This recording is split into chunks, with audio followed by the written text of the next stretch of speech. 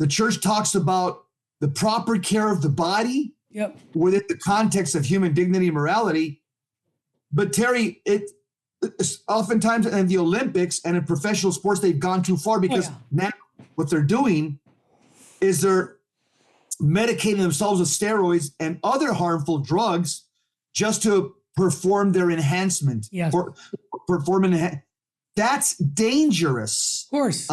Terry, for example, you can look at, you look at when World Wrestling Federation, they call it the WWE now. And you see some of these guys and you ask yourself, I said, dang. Look at that guy.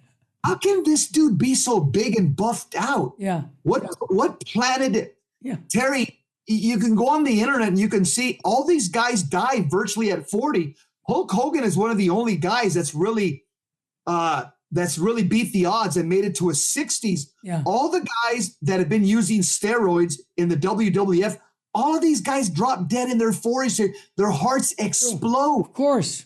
Abuse. You're abusing the body. The point that we're making in this section of the catechism is that, yes, exercise is important. The church is all for exercise. But again, don't fall into the worship of the human body. Right. That's what a lot of professional athletes fall into. They put this in their body and that in their body and this drug in their body because they want to win and win and win. And for them, it's winning at all costs to the detriment to their body. So that's why we're reading these sections. There's only 3 paragraphs, 2288, 2290, and 2291. Life and physical health are precious gifts entrusted to us by God. We must take reasonable care of them. Okay, my comment, don't put steroids into your body, okay? Yeah. Taking into account the needs of others and the common good. Yeah, like what, for example, my comment, your family. Exactly. You got to stay healthy for your family. That's what it's saying there. Yep. Okay? This implies that engaging in sports and physical exercise can be a way of taking care of one's body, which is seen as a gift from God. It can help maintain physical health, promote well-being, and foster community and social relationships.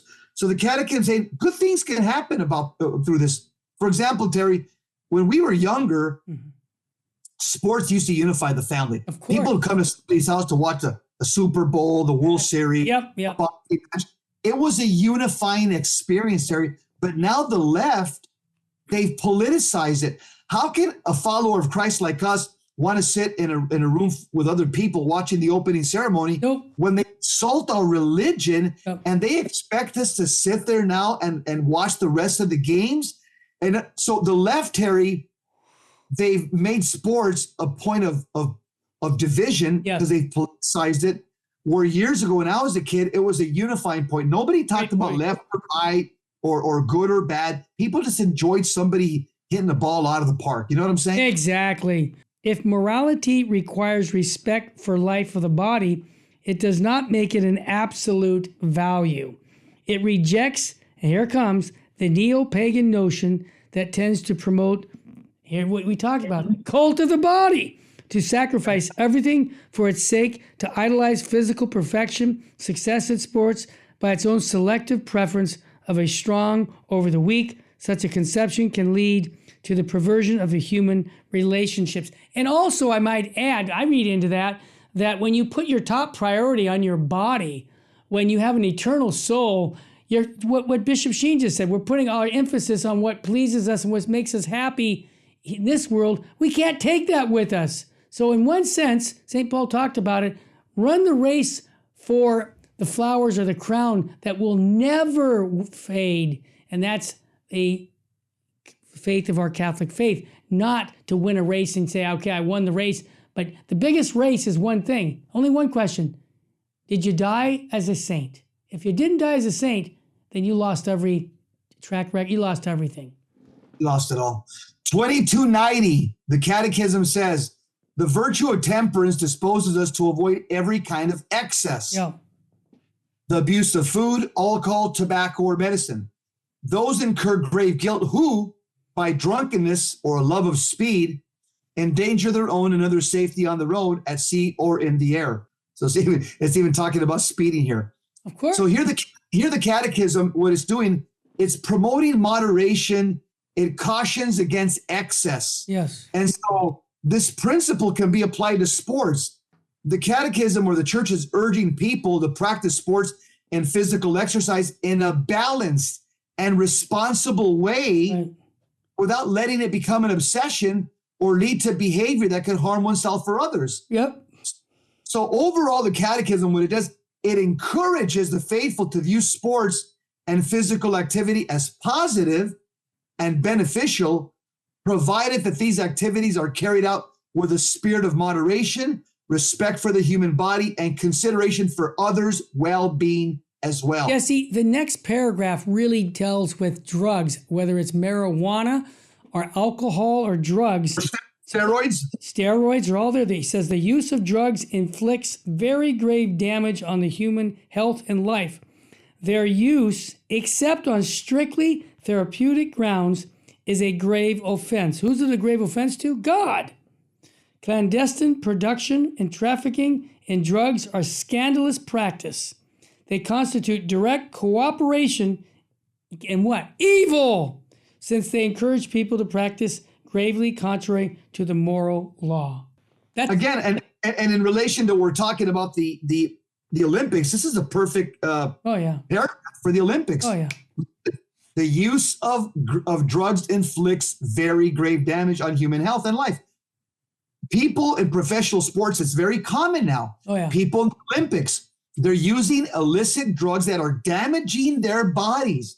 They're damaging their health. They're shortening their life. All you got to do is, if you don't believe me, type in on the internet, you could type in how many professional wrestlers have died of steroids in their 40s. Yeah, yeah.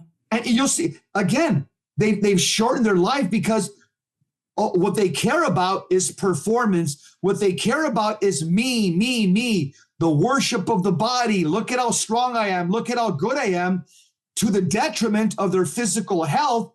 And then these guys are a complete mess by their 40s in wheelchairs, living at their house, sitting on a couch. They can't even get up. Yeah. And they're useless to their wife and to their children. Yep. And so this is scandalous. And what this does is the fact of the matter is, they're not able to meet their needs as a father, as a husband, as a grandfather. Why? Because they pumped their bodies with so much narcotics, steroids when they were younger, that they've shortened their life, Terry. And I'd also add, when it says therapeutic grounds, meaning, hey, if you've got some problem with your thyroid or you need to get a little medicine for that, I get that. That's therapeutic. But Jesse, the average 65-year-old in America is on 6 drugs. 6. And many times, especially I've been reading the depression drugs, where people are using them as just a means to deal with their, let's just say, offensive lifestyle. They're using the drug to try and fill in where only God can fill in, if you know what I mean by that. They don't only feel good if they get high. That's not therapeutic. And so I think that we need to understand the balance there. So I think the Catechism is very clear on the use of drugs, how they inflict grave danger on the human body. Terry, I would also say that paragraph 2291, the use of drugs inflict grave danger on human health and life. I would also say that speaks directly to medical marijuana and recreation. Of course it does. That's what I was bringing up, Jesse. Clear. Of course. And again, Jesse, you're the guy who, I want to give a plug to your book, dude. JesseRomero.com. Go get his book on the 50 questions of marijuana. Because it'll help you. And I think this is another element, Jesse, that we're going over. We're putting our trust on the medical doctors to give us medicine and then tell us that this is what's going to help us, when in fact, many of these medicines have all kinds of bad side effects also. I just want to keep that in mind when we take them, that we're drugging America to death. That's my point. Yeah, Terry, and I mean, there comes a point in time that, remember, we're all going to die. Oh, yeah. Trace your cross, offer up your sufferings, and you can merit so much grace for so many people as a result of your sufferings. Yeah, Remember well that.